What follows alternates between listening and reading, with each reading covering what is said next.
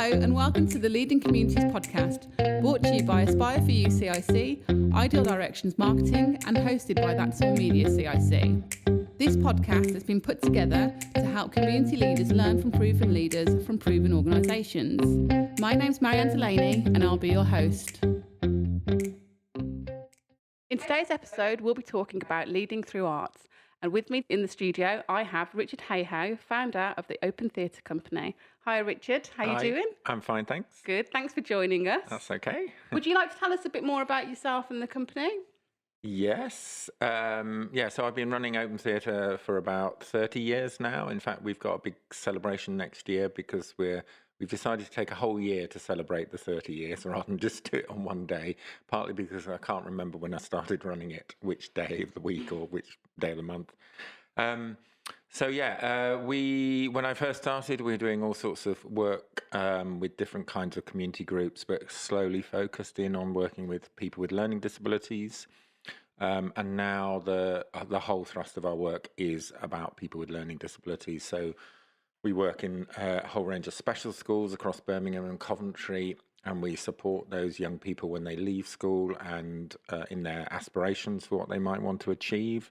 And we create projects, theatre, film, outdoor performance work that involves them, positions them as the sort of prime creators of the work. And we do some fairly large-scale stuff. So at the moment, we're just about to pull together a production of Hansel and Gretel that's going on a national tour. Okay, brilliant. Well, that sounds exciting. There's a lot going on. And then, yes, of course, because of Coventry getting City of Culture, things are hotting up there as well. So there's a whole programme of work that we're developing over in Coventry as well as in Birmingham. Okay, great. So do you work primarily in schools or outside schools or a mixture? It's a real mixture, and I think that our basic policy is that we work in schools in order to reach the young people that we want to work with to discover what they're able to do to support their education and their learning. But without doing that work, we couldn't possibly find the people who we want to work with out of school.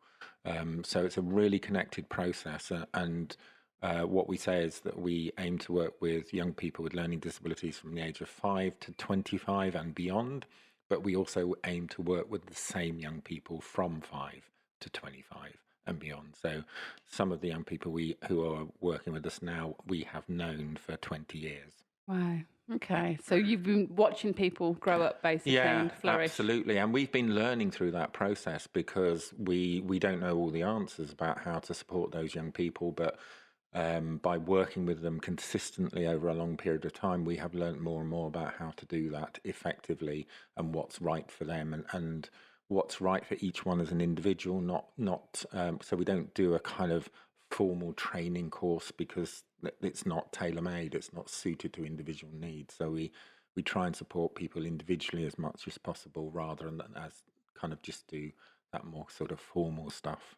Okay, so my next question will kind of delve into that, which is how do you carry that out then? I mean, obviously it's individual and it's with individuals with disabilities and there's a range of disabilities. Yeah. So, if you could explain more about what you do there. Just to be clear, we work with people with learning disabilities, not physical disabilities, which isn't a reflection on anything, except that's our motivation. That's the group of people we've chosen to work with. But within learning disability, there is a huge range. And ultimately, that's why we say we just want to work with an individual, whoever they are, whatever qualities or capabilities they have. We want to work with them as an individual, not as a person with autism or as a person with Down syndrome or whatever it might be. To some extent, that is irrelevant, although it's possibly core to their nature and core to what they will go on and do in life. So we have to be endlessly adaptable and flexible in our approach. And even in one school where we're working, we could work with 5 classes in one day. Each of those classes will be different. So we have to adapt the way we work with those classes as we go through the day. And also within each class, there is a range of individuals who we have to be responsive to. So it's incredibly exciting and creative and challenging, but it's at the core of what we do, is that sort of individual approach. Okay, well, this quite nicely leads me on to my first question, which is how do you get people with lived experiences caring about the arts? Right. That's a big question.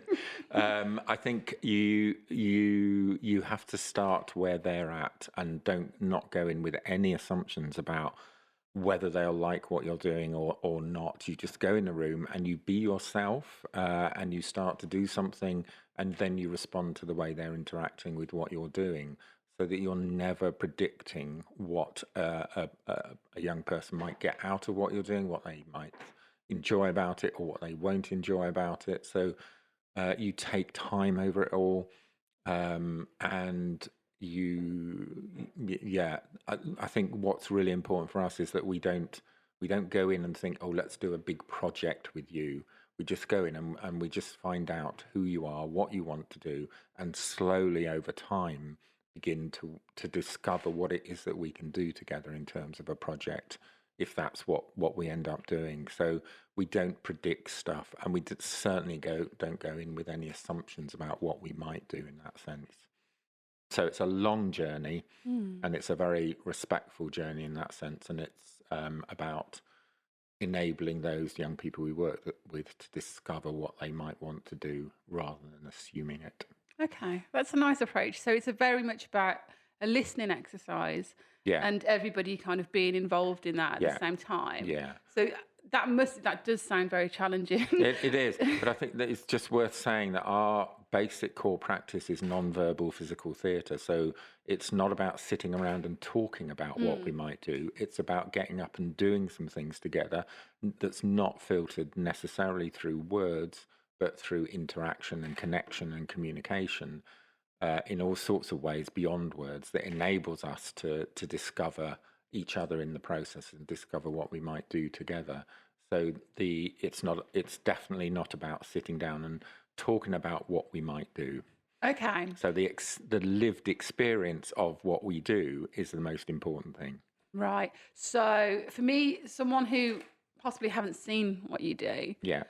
how would you explain That's really difficult. the sessions that you So run? with a lot of the so when we go into a school, when we try and engage with other people who don't know the work we do, we say, come and join in with what we do, and then we can talk about it afterwards, because it is very difficult to explain unless you've had a sense of what it's about first. So we absolutely say, let's have a go at doing something, and then we can talk about it. And often when we're approaching a new school, we'll say, we'll come in for a day free, we'll do some work. If you like it, we can have a conversation then about what we can do together.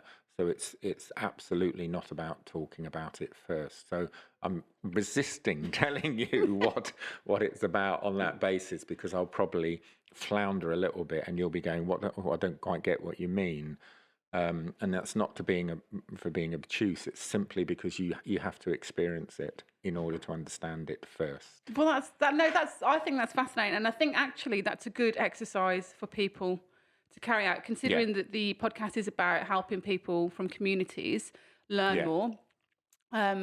You would say that inviting people and connecting with people in communities to bring them in. Yeah, and have a go and do stuff. Yeah, absolutely. So with all the young people we work with, in order to answer that question as well, in order to engage them, we do something together. We don't sit around and talk. We just get up and have a good time doing something together, and then you start on a journey with that person as to where they might want to go with it.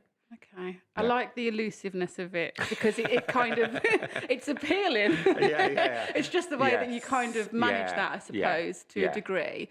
And you say that you go into schools. So how do you explain that to schools? Is it very much the same process? Yeah, absolutely. But then because schools are so caught up in outcomes and measuring and all that kind of stuff, and we're not against all of that, but I think we have a much more flexible approach to that as well, and we don't go in aiming to achieve something on that level of curriculum, but we know that we will achieve quite a lot of things that will support the curriculum in other areas. And that's also what teachers say, that a young person's learning in other contexts has increased because of the work we do. And their engagement, their communication, all sorts of things are going on that we can support those young people to achieve, that then allows them to do better in other contexts.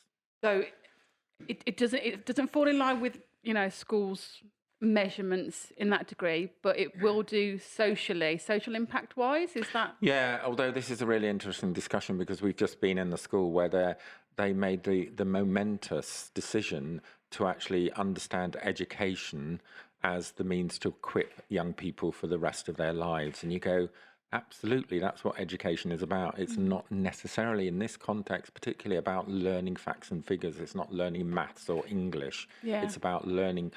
So they were talking about physical development, emotional development, communication, all sorts of things that we absolutely need to function effectively in society. And that, for this school, is the core of what they want to achieve. And you go, we can do that. We can be part of that journey with a school, because that's exactly what we're doing as well. So if you go into another school where they're driven by national curriculum outcomes, then it's much more difficult for us to have a dialogue, I suppose. We can achieve certain things, and then there's some value in what we do from the school's point of view, because it's almost like a relaxation from the other things that they need to do, rather than a kind of knitted in and a integral part of what they're doing. Sure. So we have a different dialogue with every school, in effect, as well, because each school is different in their way of thinking. Yeah. Okay, brilliant. Well, one of the things that, you know, has happened with the arts, there's been a lot of cuts to funding. There's a lot of, you know, everything's in the air at the moment as what's to happen. Why should funding for this area continue?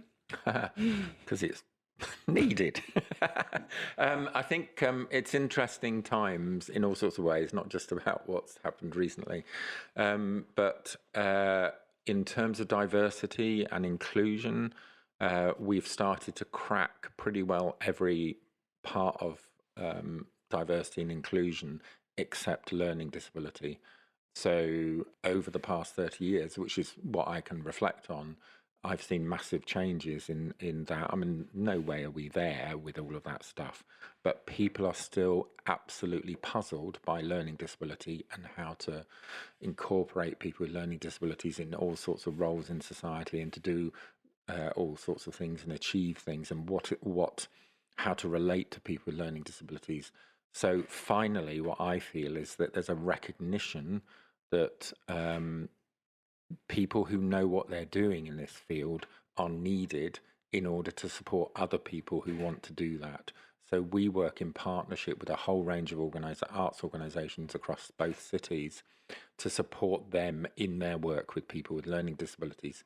So in terms of funding, although it's quite a difficult funding climate, I think we're on a bit of a winner, if you like, in that sense, because we are doing something that not a lot of other people are doing, and it's been recognised that it's needed in a bigger way recently than it ever has been. Yeah.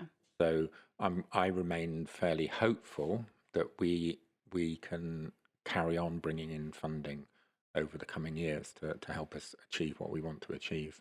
I do see a lot of partnership organisations, especially in the arts, working together. I don't know if I don't feel, or from my own experience of working in charities and organisations, that partnership working is as favoured.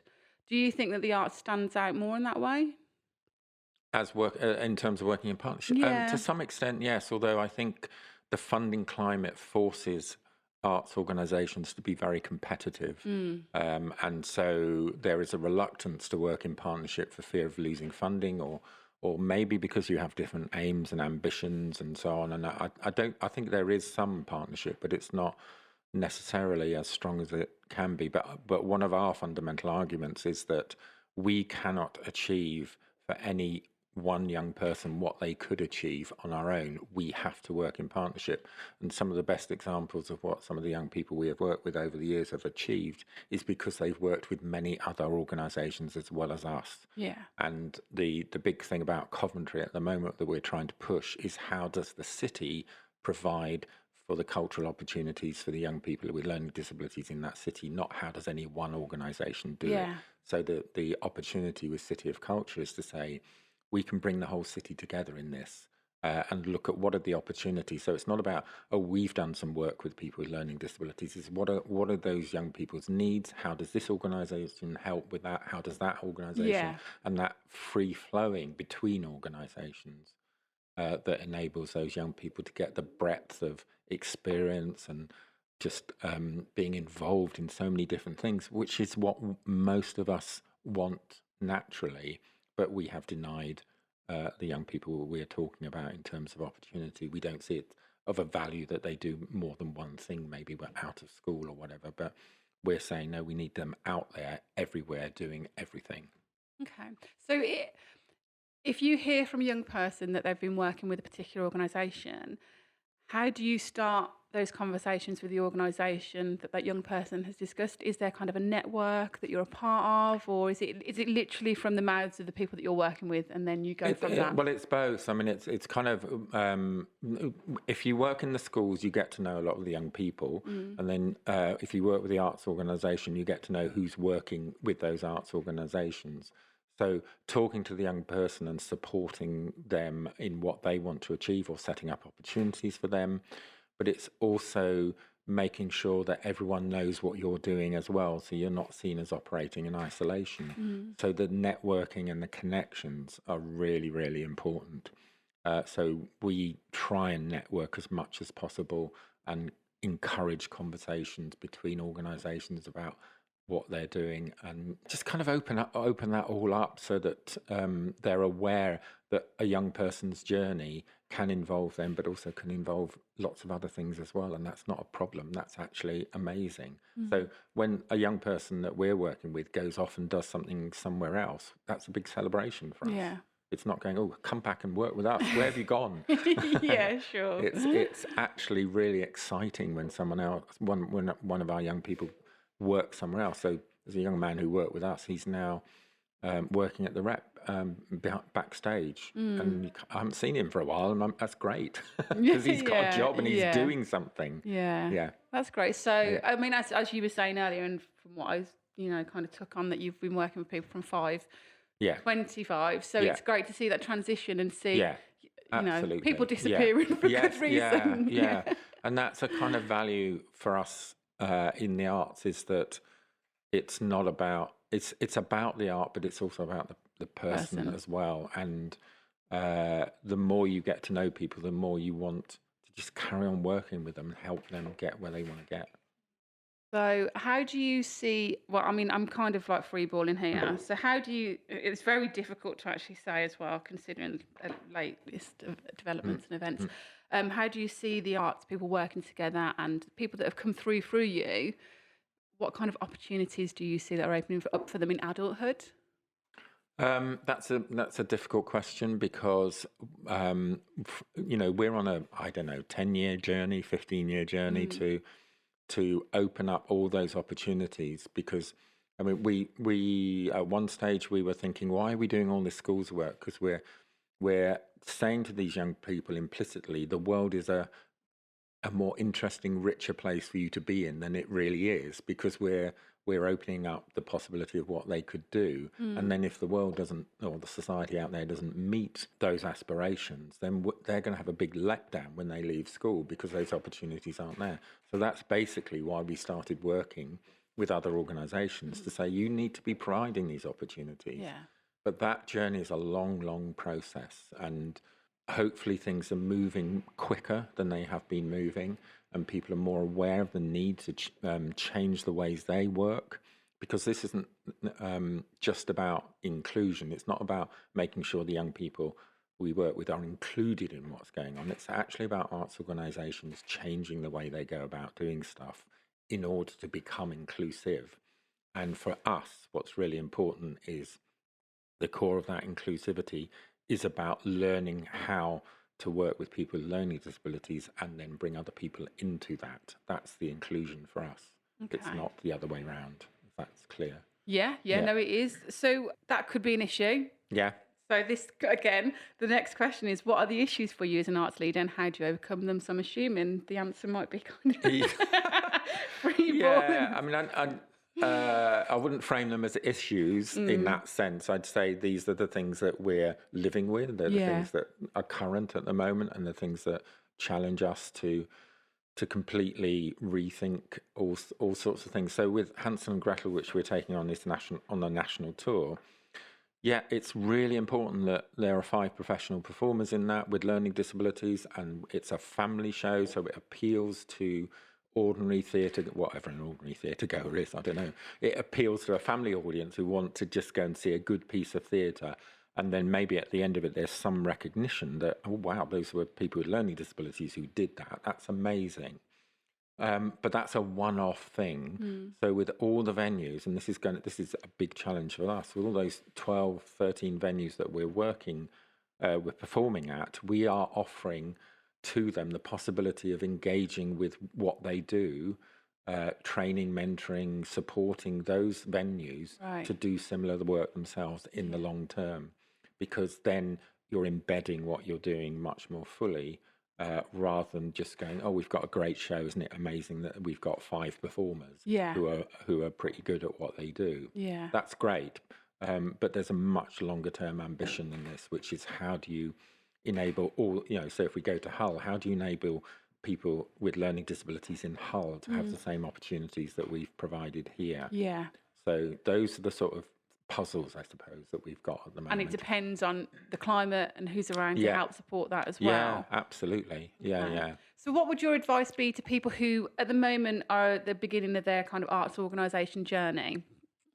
Where I'm throwing them at you today, but what would your advice be in terms of building that network and having those conversations? Wow, that's a big question. I think there's a lot about carving out your own way through all of this, believing in or discovering what you're really capable of doing, and pushing that through rather than trying to play the game of how do I do it. And that's a sort of reflection on my own career, which is I thought I had to make theatre in a certain way and I had to do things in a certain way. And then you start working with people with learning disabilities and go, no, none of that's going to work. Let's try something different. And then just that kind of get sticking with it. Yeah. And it's hard work. Working in the arts is hard work. It's not a leisure time or a kind of 9 to 5 sort of job.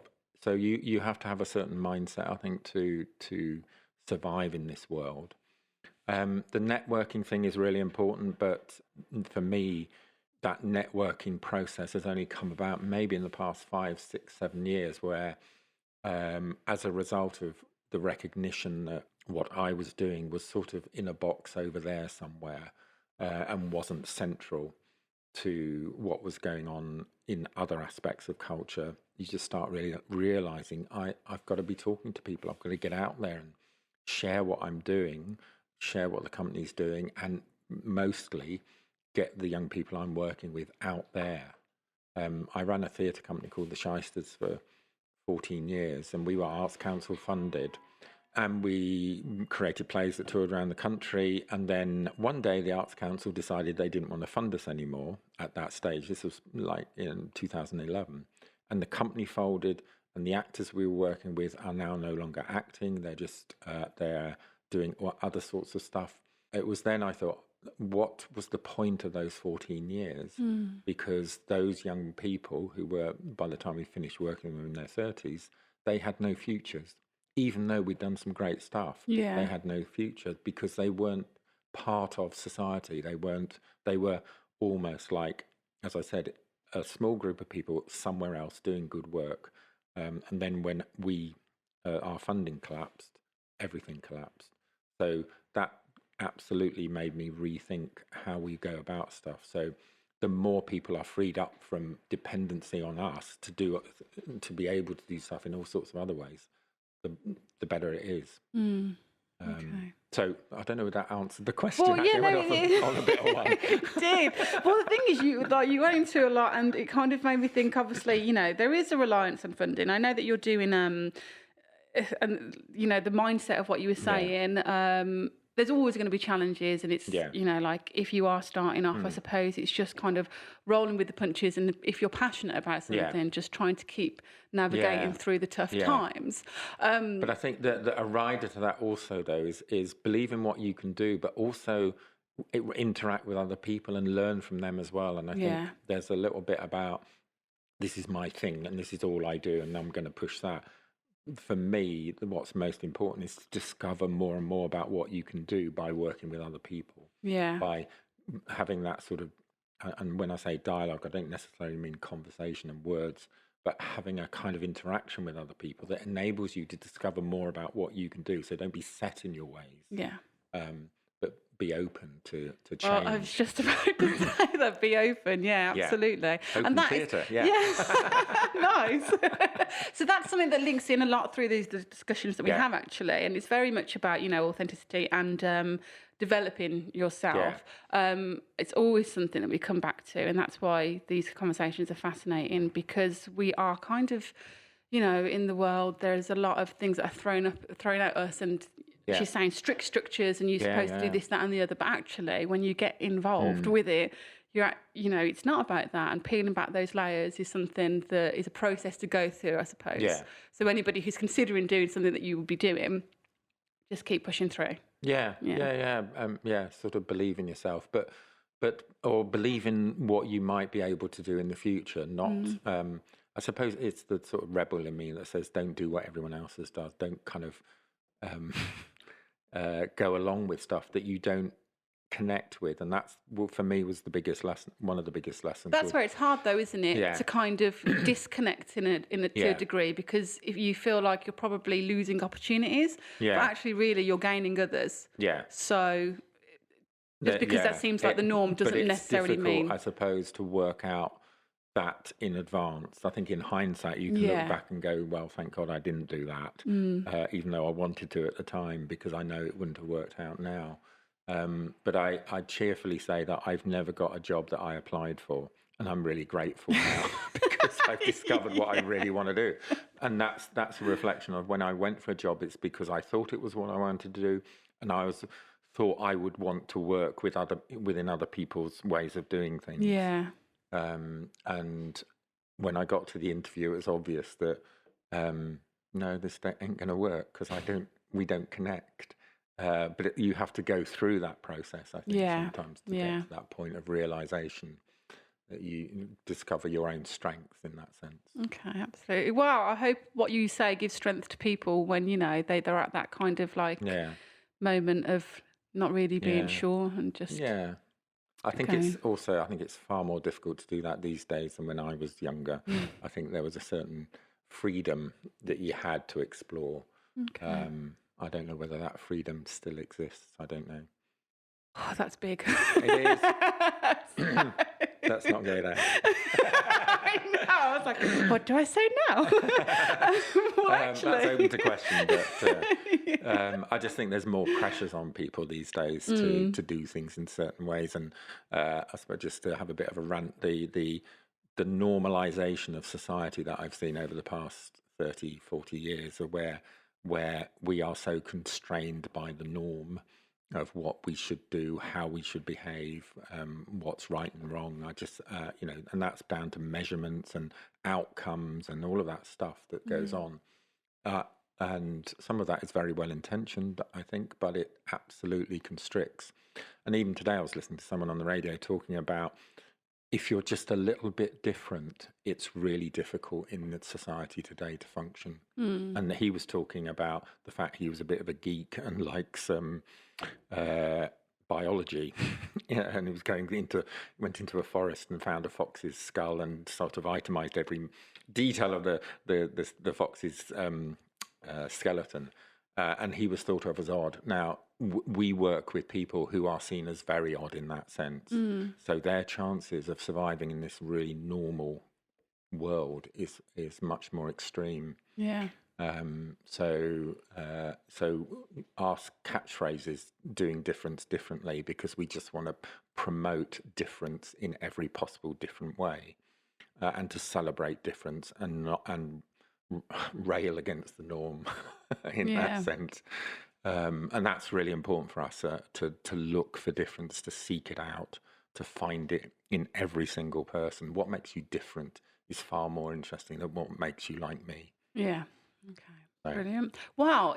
Because there is such an elusivity on what you do when it comes to sessions. If people want to find out more about you, and so we are very open in that sense as well. That if you want to come, if anyone wants to come and see or talk to us or just come and see what we do, we always say come along, because that's the only way you'll get to know us. Yeah. Or get to understand what we do, and that's just the way it is. But yes, we are always saying come and see. So have you got a website or social media links? We've got, I'm sure we've got social media links as well. Twitter handles and all that. But it's all around Open Theatre. So there is a website, opentheatre.co.uk. Okay.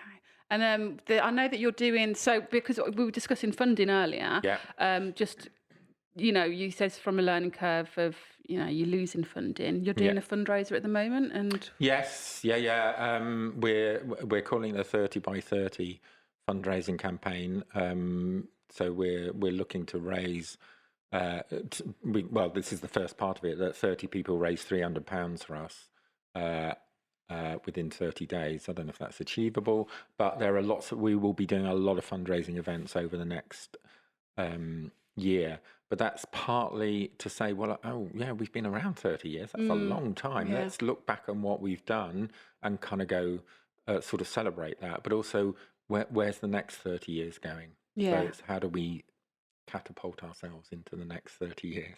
Okay. Wow. I'm very excited for you. I wish you the best of luck with that. It's a good. I really like the the kind of focus on the anniversary. And pushing that forward. As a closer, as what we normally do with the Leading Communities podcast, is we ask if you're reading any books that you would like to share, or if you're delving into YouTube channels or media that you think is interesting. If you've got books is good. But books, I do read a lot of books, but I haven't had much time recently. But I've just bought this book that says the basis of thought is not words, it's movement. And I'm fascinated by that idea that thought is generated by movement, not by words, because that links so closely to what we do. So the physicality of our process is what enables the learning and the thinking and the development, not the words. Okay. So I think there's a whole area of scientific research that backs up what we're doing, and that's part of the reason why we want to do some research, is to kind of gain a better understanding so that we can explain it better to other people. What's that book called? Am I putting you on the spot? We might pop it in your profile. Yeah. I only got it yesterday. Okay, that's absolutely fair enough. I could look it up because I got it through Amazon. But we'll pop it on the blog. That's not a problem. Okay. Well, thanks ever so much for your time. It's been a really interesting conversation. Good. Thank you. Thank you. Enjoyed it. Okay. Thank you for listening. To keep up to date with Leading Communities podcast releases and updates, follow us at A4UCIC, at Ideal Directions, and at That's All Media.